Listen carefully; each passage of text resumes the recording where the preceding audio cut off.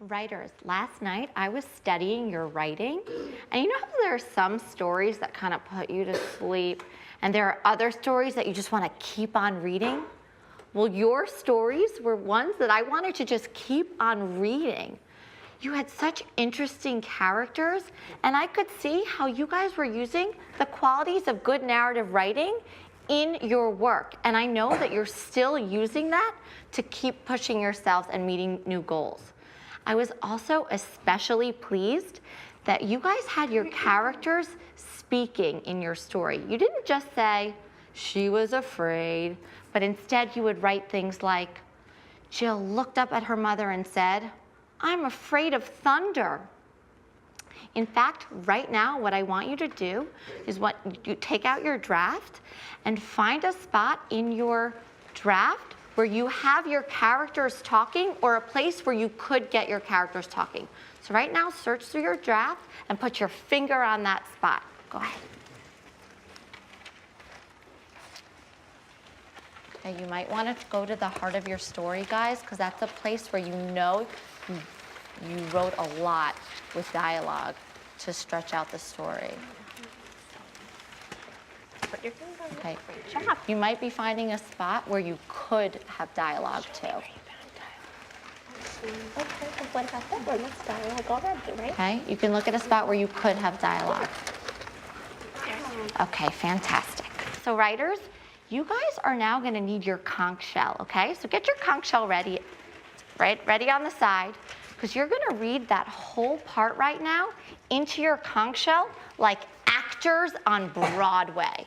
You're going to bring that part of your story to life in your conch shell. But remember, only you should be able to hear yourself. Your neighbor shouldn't be able to hear you. So right now, I want to see everyone's conch shell ready. And read that part of your story like actors on Broadway.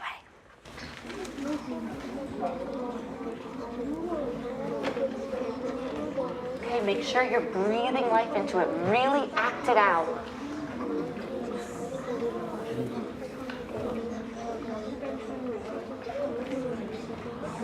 Okay, look at the words on your page, okay? Do it like an actor. Reread it again. That was really good. Why don't you start from this part again?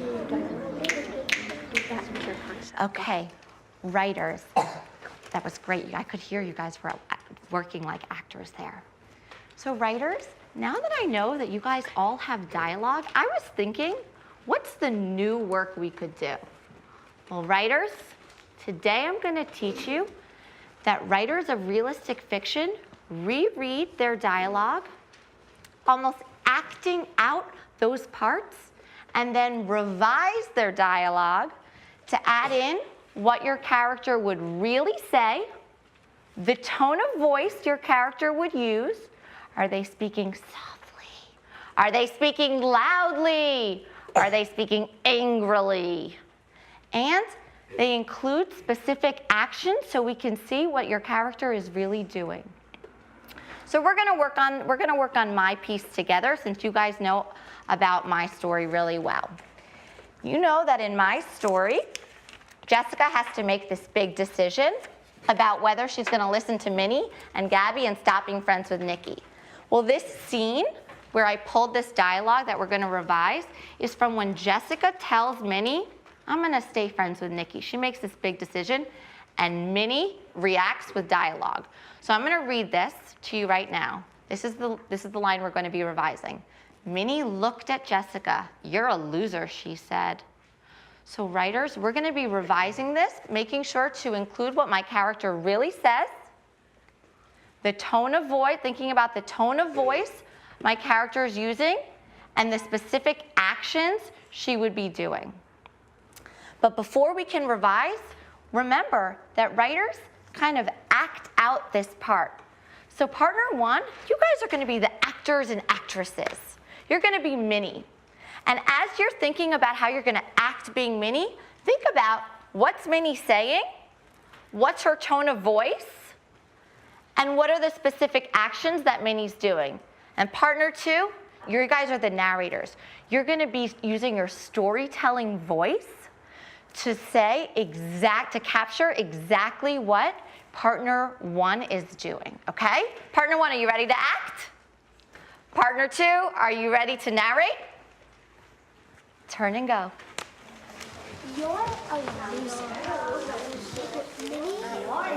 Okay, try to make sure, are you adding in specific actions? You just did like how you're a loser. Just I want to see how she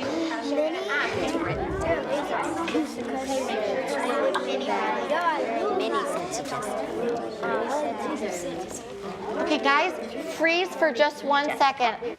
Actors and narrators, I'm actually noticing that our actors aren't really being expressive.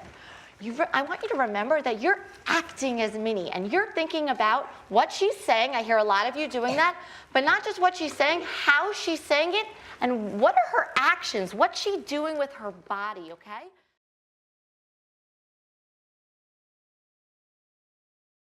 Okay, writers, so sometimes the hardest part about doing the work that we've learned on the rug is just kind of getting started. So we're gonna try to just get started. You're gonna go to the spot that you put your finger on during the lesson to start revising, okay? Making sure to add in, trying to add in what your character would really say, the tone of voice, and the actions. What are their hand movements and body language? And I'm gonna coach into you guys to help you, support you. So I'm gonna give you a revising paper for you to start that revision work on your own right now. Wait, should we write the whole new page for it? Just that part, remember how I did it? Why don't you look at what I did? You see how I had a revision piece of paper and I rewrote it on another piece of paper? Just that part, that's what I want you to do. I can't think of anything to Okay, I'm coming over.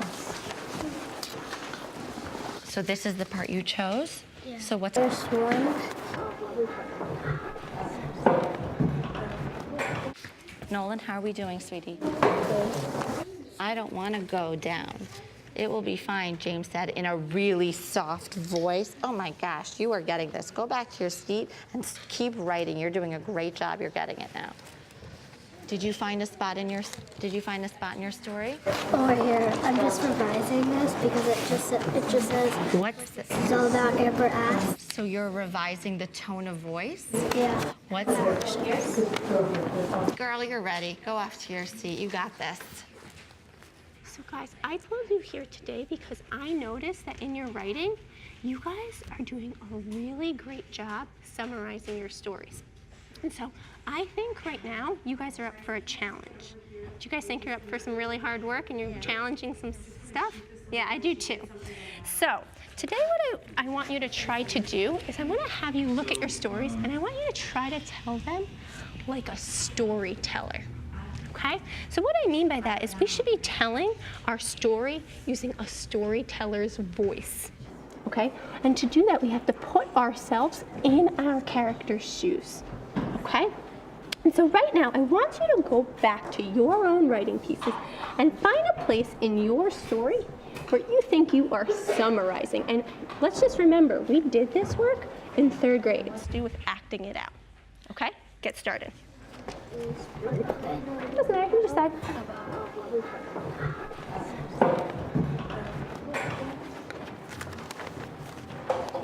You ready? Yeah. Jeez, that's the worst team ever. We're totally going to lose. My team's the best. We're totally going to win, for sure. As they got on one boat, as they were in the middle, they saw a shark fin. And Drake almost fell off by the time because his heart was thumping so hard that he could hear it. Missing like some internal thinking and small action setting, because I can envision like they're talking, but it's like I don't really know where they are.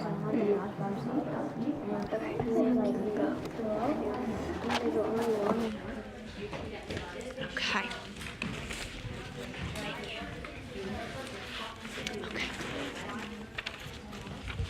So, Aaliyah, I can see you're revising your story. Is that what you're doing right now? Okay, can you tell me about what you're doing? Can you tell me what you're working on?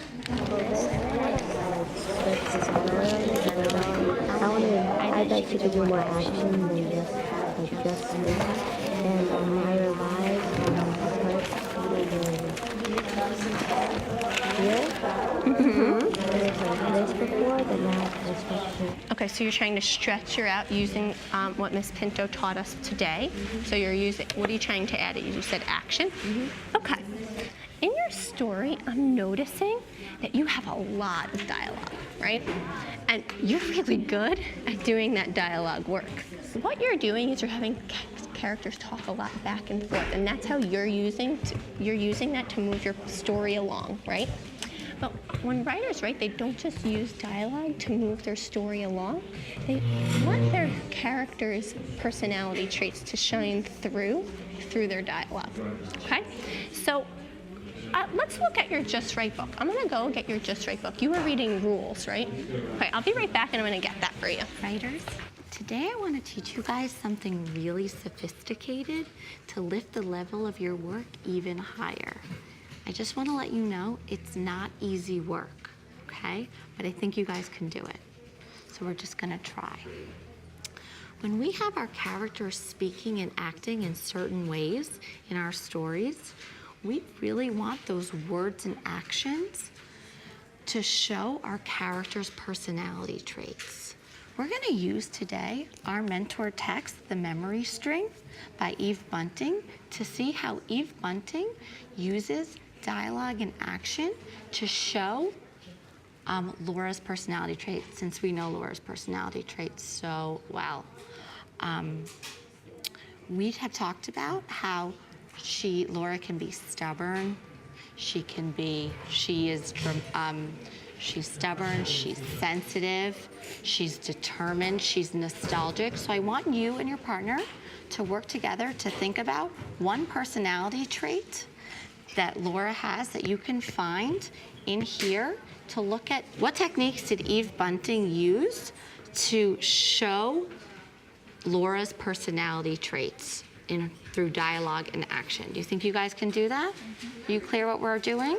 So you're looking through the book right now together to make sure you can see what Eve Bunting's techniques were to show Laura's personality traits through dialogue and action, okay? So right now, turn and talk to each other. What personality trait do you want to look for when you're going through the book?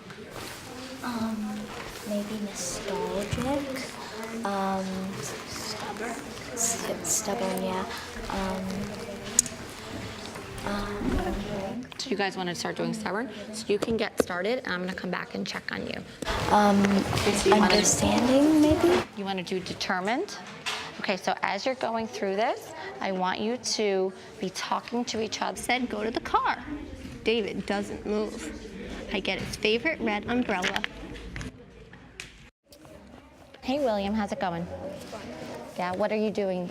What are you working on right now? Well, I revised my work where I was telling my... You know, I can't hear you, sweetie. Can you speak up a little bit more? Well, I was revising my work where I told my brother Eric that that I was afraid of roller coasters because I was always afraid of them when I was a child. But after I rode the roller coaster, I loved it, but I still wanted to tell Eric the truth. So this is all the dialogue that you added. How did you use what we did today into your work? Well, I added a little bit more action. So, like when she was acting up there, I tried to use that. So like my brother shaked his head. Oh, where did you have that? Can you show me that? So something didn't feel. Eric stopped the train from going there. No, I was acting so weird. It was because I'm afraid of roller coasters. Eric stopped and shook his head. Eric stopped and shook his head. I love that you're adding in dialogue and action, and now I want you to think about what tone of voice is Eric saying those things in, okay? Remember how we said she said it with attitude? What tone of voice is Eric saying it in? So throughout your whole piece, you can be now adding in actions like you just did and tone of voice, okay? Awesome. How are you doing? Did you start adding in? Okay, try to find a spot now where you can use those techniques to bring out the personality. Okay?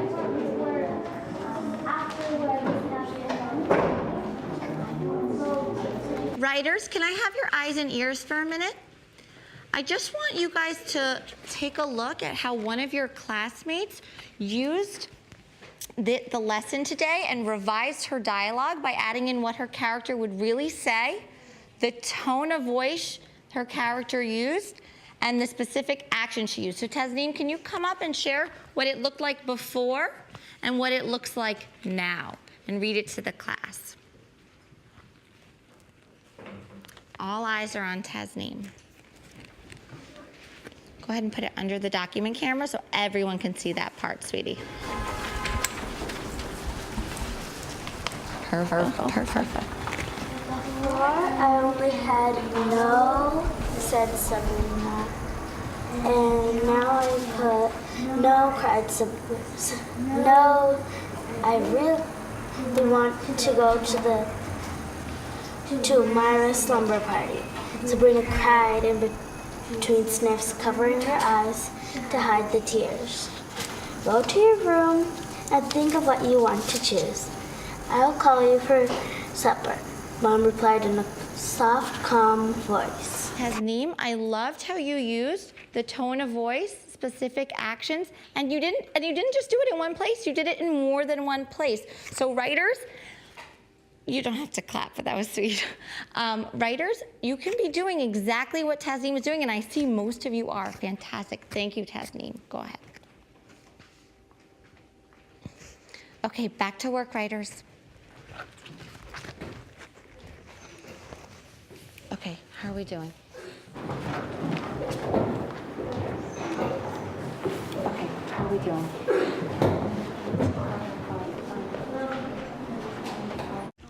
Okay. All right, I need you to sit crisscross and come together with me. Okay. So my little actors. So now you've been acting out your parts that you were summarizing to add